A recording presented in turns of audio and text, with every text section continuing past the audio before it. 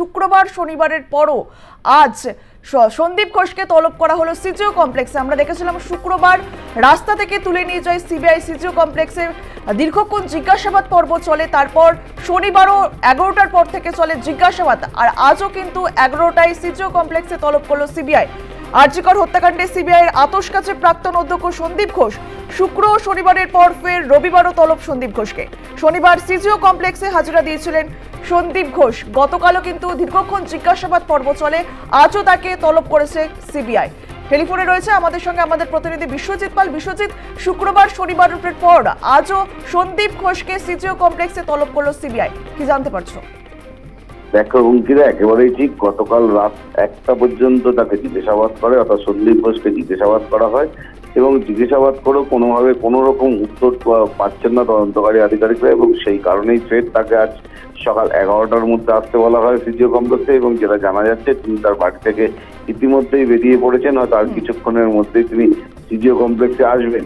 কিন্তু তার বিরুদ্ধে যে অভিযোগ করছেন, বিভিন্ন সময় যে অভিযোগগুলো উঠে এসছে, প্রথম কথা হচ্ছে যেদিনকে অর্থাৎ এই ছাত্রীর খুনের ঘটনা ঘটেছে সেদিনকে তার বাড়িতে কে ফোন করেছিল সে বিষয়ে কিন্তু জানার চেষ্টা করেছেন তদন্তকারীরা।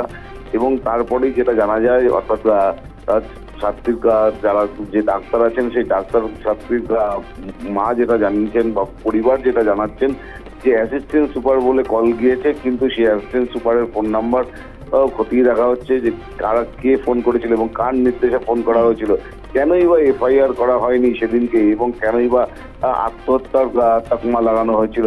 এই সমস্ত বিষয় নিয়ে কিন্তু গতকাল তাকে দফায় দফায় জিজ্ঞাসাবাদ করেছেন।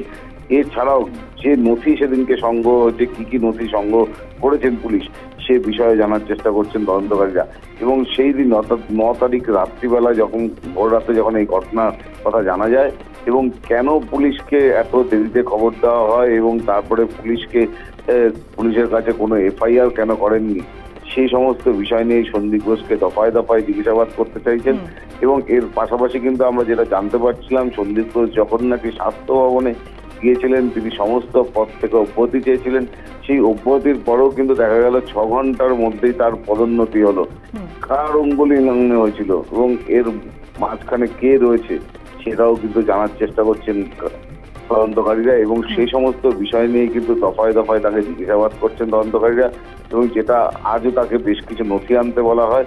নথির মধ্যে সেই দিনকে ঘটনার যে সিসিটিভি ফুটেজ, সেই সিসিটিভি ফুটেজ কোথায় রয়েছে সে বিষয়ে যখন তার কাছে জানার চেষ্টা করেন, সেই সময় তিনি বলেন যে সিসিটিভি ফুটেজ অফিসের স্টোর রুমেই রয়েছে, স্টোর রুম থেকে সেগুলো সংগ্রহ করতে হবে। ইতিমধ্যেই সিবিআই কিন্তু সেই স্টোর রুম থেকে সেই নথি সংগ্রহ করেছে এবং সেই নথিতে কি কি রয়েছে এবং কারা কারা সেদিনকে গিয়েছিলেন। তুমি জানো যে ইতিমধ্যে কিন্তু চেস্ট অর্থাৎ এই চেস্ট বিভাগের যিনি দায়িত্বে রয়েছেন তার বয়ান রেকর্ড করা হয়েছে। এছাড়াও নার্স যারা ছিলেন তাদের বয়ান রেকর্ড করা হয়েছে। যে সমস্ত চিকিৎসকরা সেদিন ডিউটি করছিলেন তাদের বয়ান রেকর্ড করা হয়েছে। এই সমস্ত বয়ান রেকর্ডগুলো কিন্তু সব কিন্তু সিবিআই তদন্তকারী আধিকারিকরা সামনে রেখে সেগুলো শুনেছেন এবং সেই বিষয় নিয়ে তাকে প্রশ্ন করা হয়। এবং তার বক্তব্যে সেখান থেকে তাদের যা বক্তব্য এবং তার বক্তব্যের সঙ্গে সেগুলো মিল রয়েছে কিনা সেইগুলো কিন্তু খতিয়ে রেখেছেন তদন্তকারীরা। এবং বেশ কিছু বক্তব্যে কিন্তু অসঙ্গতি পাওয়া গিয়েছে এবং সেই অসঙ্গতি পাওয়া গেলেও কিন্তু তাকে বারবার করে কিন্তু তলব করা হচ্ছে এবং তার কাছে পুরো বিষয়টি জানতে চায় তদন্তকারীরা যে কি কি দুর্নীতির কথাও যেটা বিভিন্ন সময় উঠে এসছে। অ্যাসিস্ট্যান্ট সুপার দাবি করেছিলেন যে বিভিন্ন সময় দুর্নীতির কথা ইয়েছে এবং যারা ওই হসপিটালে কর্মরত তাদেরকেও অনেককে জিজ্ঞাসাবাদ করে বেশ কিছু দুর্নীতির কথা জানতে পেরেছেন তদন্তকারীরা। সেই সমস্ত দুর্নীতির বিষয়ে কিন্তু তাকে আর জিজ্ঞাসাবাদ করা হতে পারে এমন তথ্য উঠে আসছে। ইতিমধ্যে আমরা যেটা জানতে পারছি যে তার গাড়ি কিন্তু সিজিও কমপ্লেক্সের কাছাকাছি চলে এসছে এবং তার কিছুক্ষণের মধ্যে তিনি সিজিও কমপ্লেক্সে প্রবেশ করবে। বেশ, ধন্যবাদ, নজর রাখো।